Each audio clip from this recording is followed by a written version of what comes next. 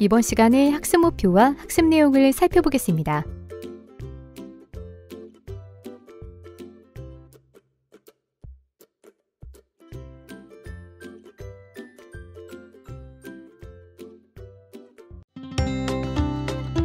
주식의 오르막길과 내리막길.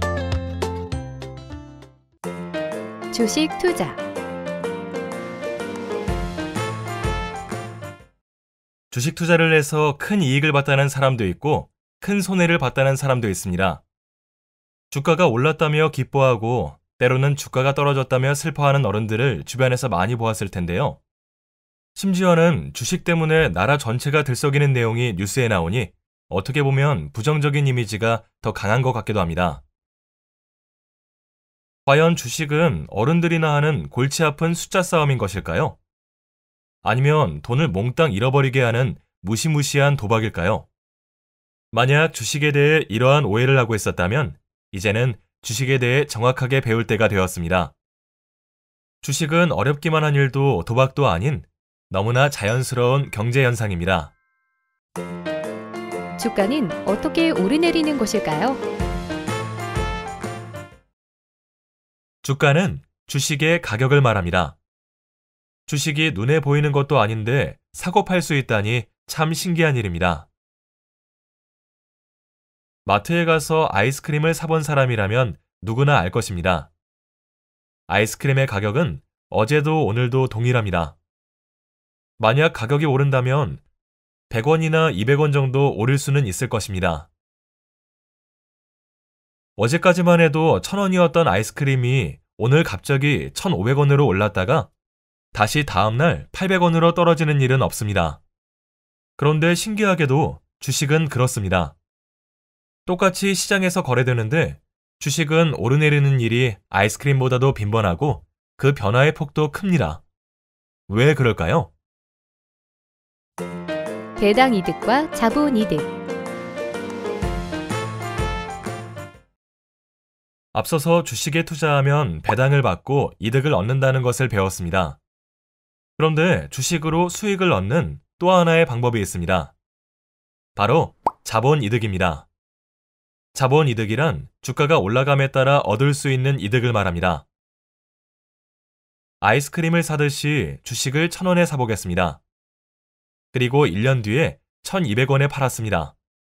그렇다면 중간에 배당을 한 번 받게 될 텐데 그 배당 금액이 50원이라고 해보겠습니다.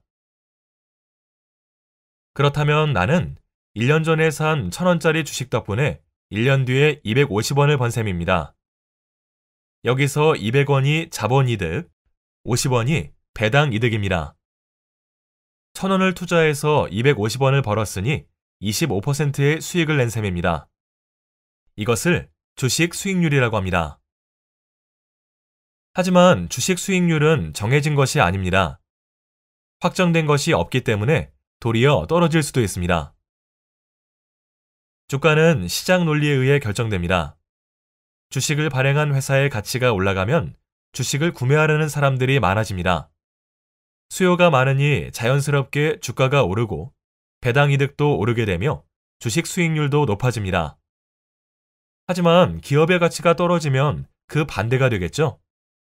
심지어 투자 원금도 회수하지 못할 때가 있습니다. 주식 투자의 위험. 지금부터 이야기하려는 것은 위험에 대한 내용입니다.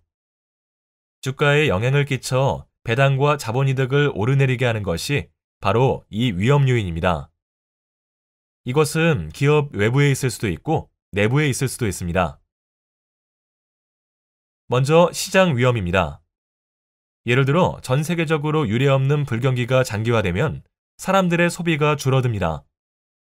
그렇다면 기업의 재화도 잘 팔리지 않을 것이고 주식시장에도 투자자들이 줄어들 것입니다. 수요가 적으니 가격은 떨어집니다. 이처럼 경기, 국민 소득, 통화량, 물가, 금리, 환율과 같은 기업 외부적인 요인에 의해 주가가 떨어질 수 있습니다. 이와 같은 기업 외적 요인에 의해서 주가가 변하는 것은 한 기업이 고군분투한다고 해서 막을 수도 없는 일입니다. 게다가 한 기업에만 영향을 미치는 것이 아니라 시장 전체에 영향을 미치기 때문에 다른 기업들도 다 마찬가지의 상황을 겪게 됩니다. 이러한 위험을 체계적 위험 또는 시장 위험이라고 합니다. 다음으로 개별 위험에 대해 살펴보겠습니다.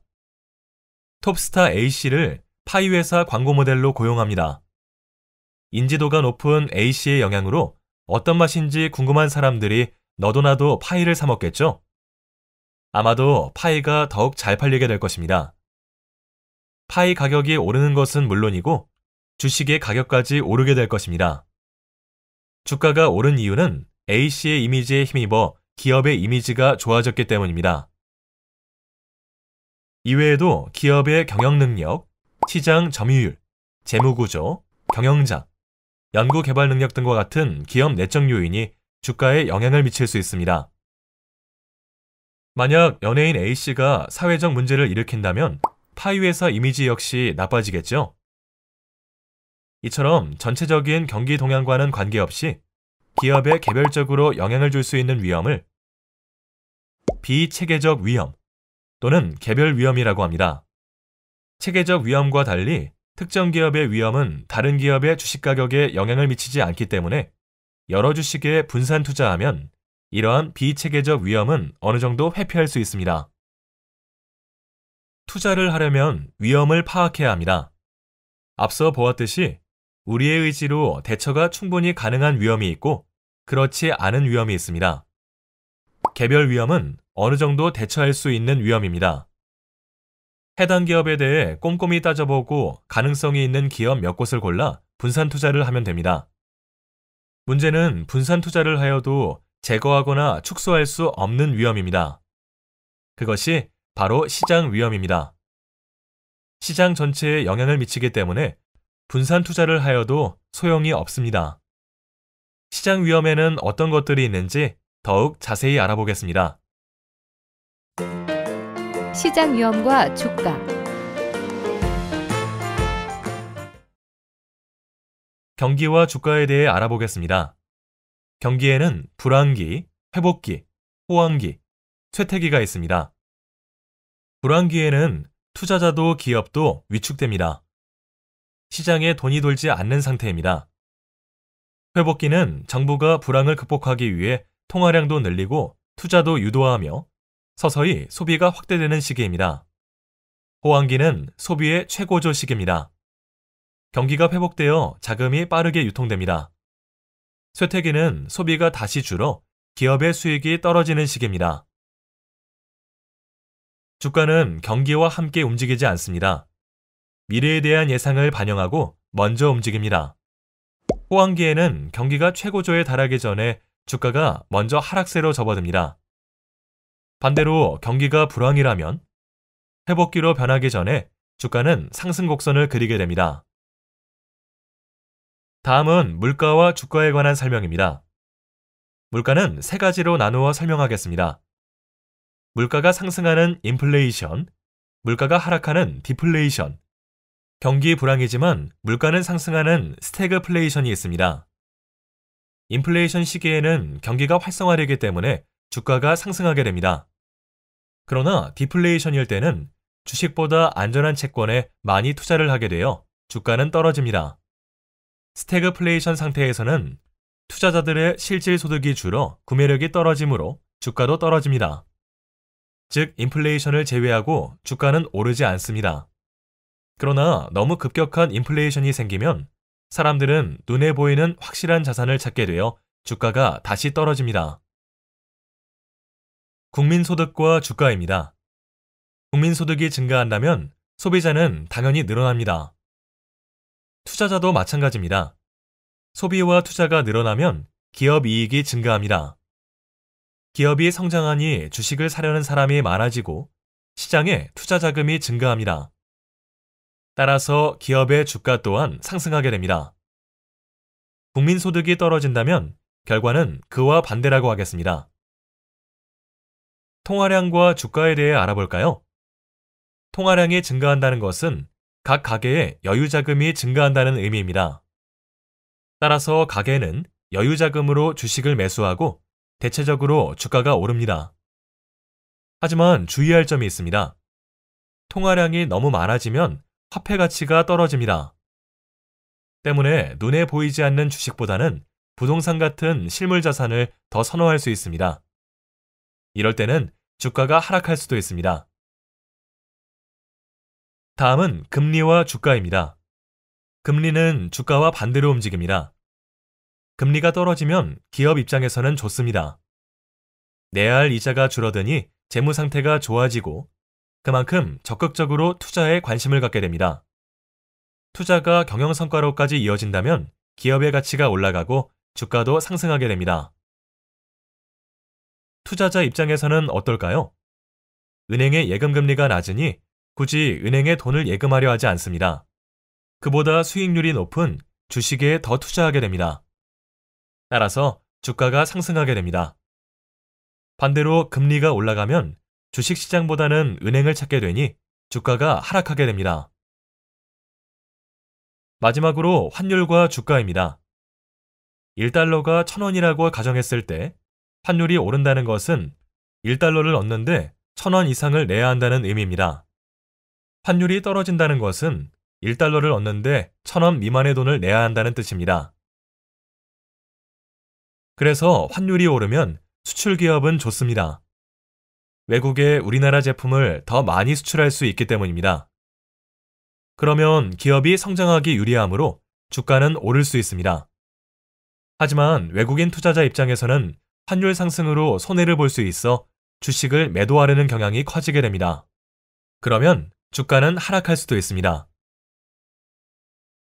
주가가 오르는 시기는 일반적으로 불황에서 회복세로 들어서기 직전, 완만한 인플레이션 곡선을 그릴 때, 국민 소득이 증가할 때, 통화량이 적정히 증가할 때, 금리가 낮을 때, 환율이 오를 때라고 할 수 있습니다.